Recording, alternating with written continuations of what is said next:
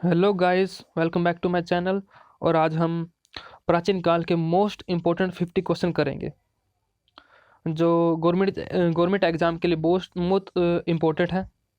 तो चलो दोस्तों स्टार्ट करते हैं।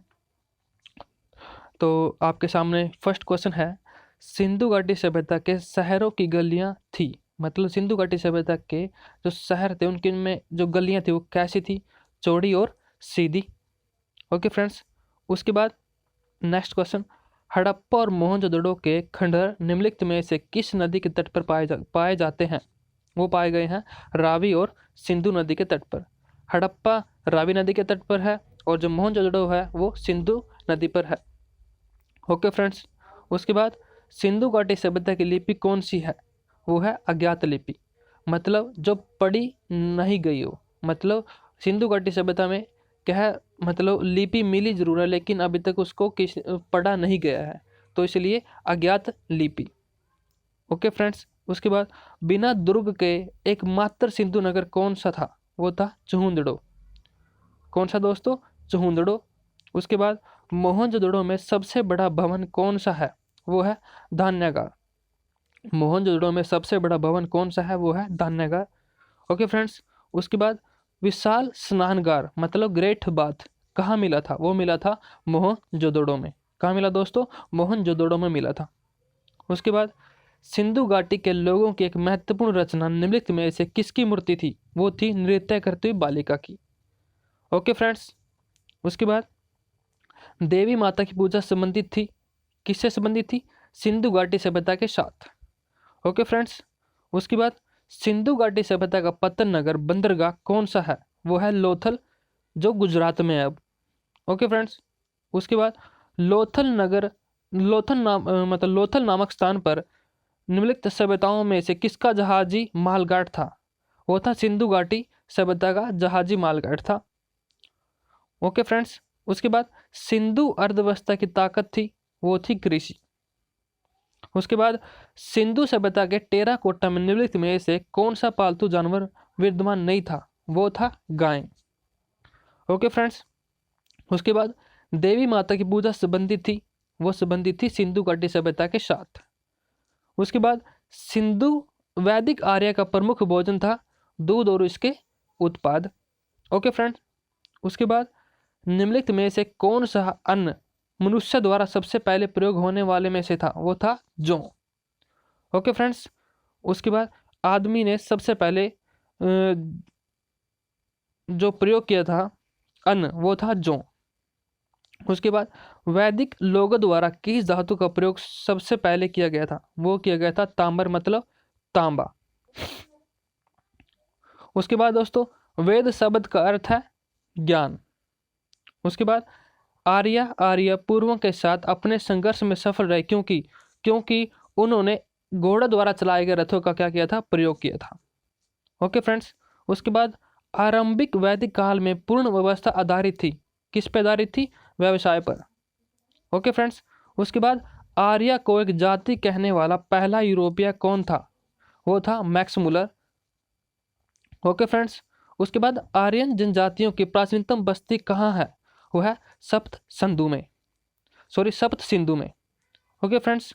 उसके बाद निम्नलिखित में से कौन सी जनजातीय सभा सामान्य रूप से जनजातीय सरदार मुखिया के चुनाव में शामिल होती थी, वो होती थी समिति और सभा। उसके बाद वैदिक युग में राजा अपनी जनता से जो कर वसूल करते थे उसे क्या कहते थे, उसे कहते थे बलि। उसके बाद दोस्तों प्रसिद्ध गायत्री मंत्र कहाँ से लिया गया है, वो लिया गया है ऋग्वेद से, जो सबसे प्राचीनतम वेद है। Okay friends. उसके बाद भारतीय प्रतीक पर उत्तीर्ण सत्यमेव विजेता लिया गया है, वो लिया गया है मुंडकोपनिषद से। Okay friends.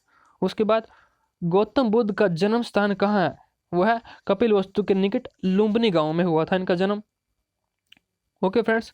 उसके बाद गौतम बुद्ध का जन्म स्थान किसके द्वारा अंकित किया जाता है, वो किया जाता है मौर्य वंश के राजा अशोक का रुमिनदेही स्तंभ से अंकित किया जाता है। Okay friends. उसके बाद बुद्ध किस वंश से संबंधित थे, वो थे शाक्य वंश से। उसके बाद प्रथम बौद्ध परिषद कहाँ आयोजित की गई? वो की गई थी राजगृह में। कहाँ पे? राजगृह में की गई थी। उसके बाद 5वीं बौद्ध परिषद का आयोजन किसने किया था? वो किया था हर्ष ने। किसने किया था? हर्ष ने। उसके बाद बुद्ध का अर्थ क्या है? वो है ज्ञान प्राप्ति। क्या है? ज्ञान प्राप्ति। Okay friends. उसके बाद बौद्ध धर्म के समाज के 2 वर्गों को अपने साथ जोड़कर के महत्वपूर्ण प्रभाव छोड़ा, वो था स्त्री और शूद्र। कौन सा? स्त्री और शूद्र। उसके बाद बुद्ध ने अपना प्रवचन कहाँ दिया था? वो दिया था सारनाथ में। और एक क्वेश्चन ये भी पूछा जाता है कि बुद्ध ने सबसे ज़्यादा अपने 2 प्रवचन दिया था, वो कहाँ दिया था? वो दिया था श्रावस्ती में। उसके बाद दोस्तों धातु से बने सिक्के सबसे पहले कहाँ प्रकट हुए थे? वो हुए थे बुद्ध के काल में। Okay friends. उसके बाद प्रारंभिक बौद्ध ग्रंथ धर्म ग्रंथों की रचना किस में की गई थी? वो की गई थी पाली पाठ में, मतलब उस टाइम के जो आम भाषा थी उसमें की गई थी। Okay friends. उसके बाद आरंभिक बौद्ध साहित्य किस भाषा में रचे गए हैं? किस भाषा में रचे गए हैं? वो रचे गए हैं पाली भाषा में। उसके बाद बुद्धों के पवित्र ग्रंथ को क्या नाम दिया है? वो दिया गया है त्रिपिटक। क्या दिया गया है? त्रिपिटक। क्या नाम है? सॉरी, त्रिपिटक। उसके बाद बौद्ध ग्रंथ में बुल का संबंध बुद्ध के जीवन की किस घटना के साथ है? वो है जन्म की घटना के साथ। उसके बाद दोस्तों भारत में 5वीं शताब्दी के प्राचीन विश्वविद्यालय की स्थापना कहाँ की गई थी? तो वो की गई थी नालंदा में। कहाँ पे? नालंदा में। उसके बाद दोस्तों बुद्ध को प्रबोध कहाँ प्राप्त हुआ था? बोधगया, मतलब ज्ञान कहाँ प्राप्त हुआ था? बोधगया में। उसके बाद दोस्तों बुद्ध, धम्म और संघ मिलकर क्या कहलाते हैं? त्रिरत्न। क्या कहलाते हैं? त्रिरत्न। उसके बाद इच्छा सब कष्टों का कारण है, इसका प्रचार करने वाला धर्म कौन सा है? वो है बौद्ध धर्म। उसके बाद दोस्तों बुद्धों के पवित्र अवशेषों पर निर्मित गुंबदाकार छत वाली अर्धगोलाकार संरचना को क्या कहते हैं? वो कहते हैं स्तूप। क्या कहते हैं दोस्तों? स्तूप कहते हैं। उसके बाद बुद्ध की मृत्यु किस वर्ष हुई? 483 ईसा पूर्व। और इनका जन्म कब हुआ? 563 ईसा पूर्व।